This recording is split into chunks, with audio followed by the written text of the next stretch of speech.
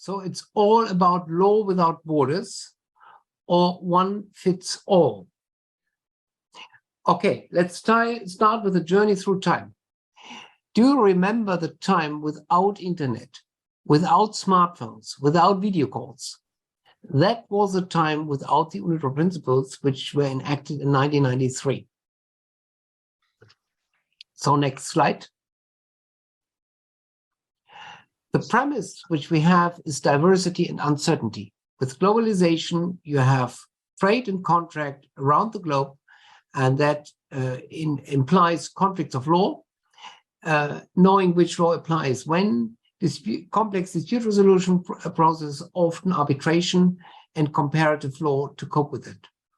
And the Unidroit are there to make this more simple. Please show the next slide. They meet diversity in an effective and cost-efficient way, and they thereby significantly limit the risk of uncertainty. And I think by now everybody who's in the call knows that Unidroit itself is an intergovernmental organization called the International Institute for the Unification of Private Law, set up by the League of Nations in 1926. So we're not talking about some soft law created by some academics. We are talking about something which was ratified by the 65 member states, including the government of the United States of America. Next slide, please. So you could imagine the Unidroit like a chameleon with a little hat. And the hat stands for all the different kinds of contracts which you can imagine. Distribution contracts, sales contracts, framework contracts, joint venture contracts, cooperation agreements, all kinds of contracts.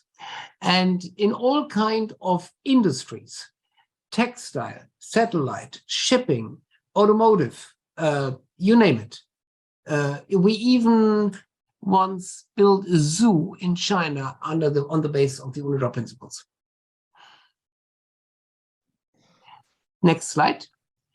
So they are like the iPhone in 2007, only for international contracts. They're an absolute game changer. If you today work internationally, ignoring them, not without knowing with them, it's like if you use a phone with a cable, not knowing about the iPhone.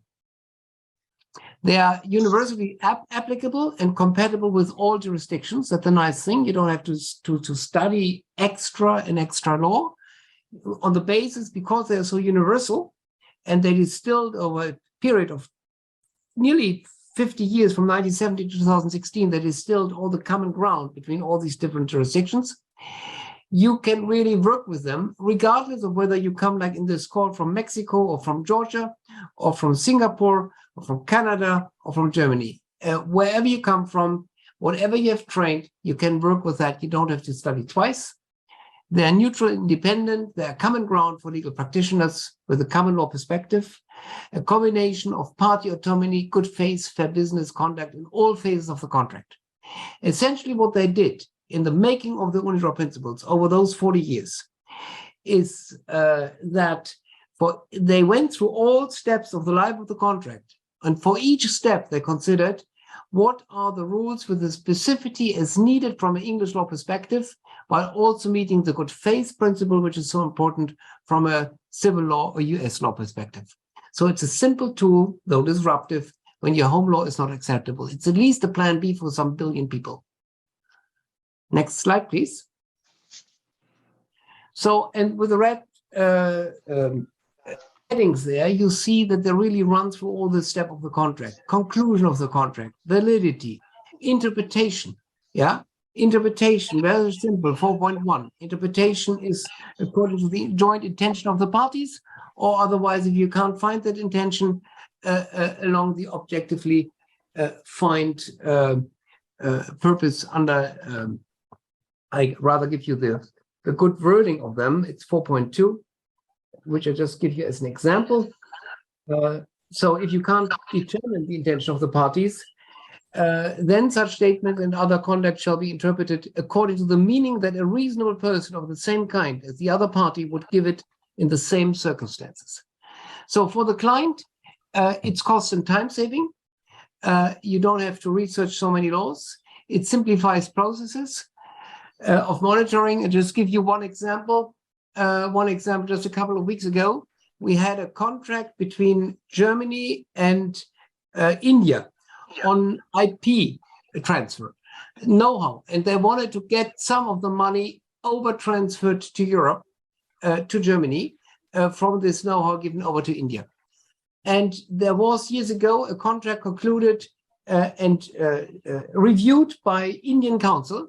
And now what happened is that the finance department of a company just took that contract, wiped out the word Indian, wrote in Chinese because it was now needed between Austria and China. And that, of course, doesn't match. You can't just change Indian law to Chinese law. It's kind of difficult. They have different background. But the moment you do it with Unidroit and you develop the contract between India and Germany on an Unidroit principle basis, you can use that frame and use it as a template also for the Austrian-Chinese contract. And that is the kind of thing which Unidroit just simplifies and helps you save money. So it's no gambling with foreign law.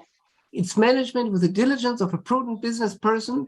And for lawyers, it means market expansion. In my example, which I just give, in a diligent lawyer just working with national laws, you would have needed German counsel, Austrian counsel, Indian counsel, and Chinese counsel. And the way we did it, you could very much streamline the process and at the end just hand it over to the Chinese and ask, is there anything from the mandatory law perspective which we should consider? So you really streamline cost. So it's cost saving and risk reducing, no gambling with foreign law, quality of advocacy works increases, your clients are more satisfied.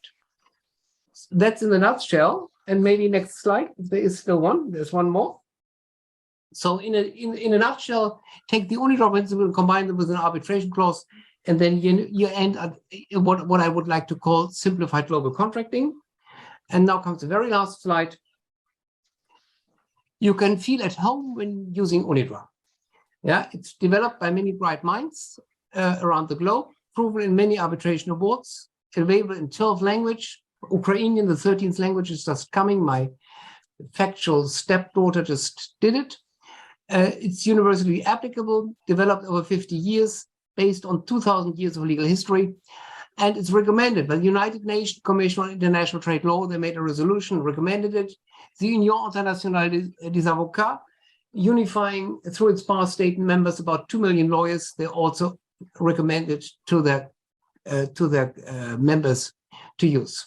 And Primaris, of course, made a formal resolution to recommend it to its clients, to the ACC friends, and to its members.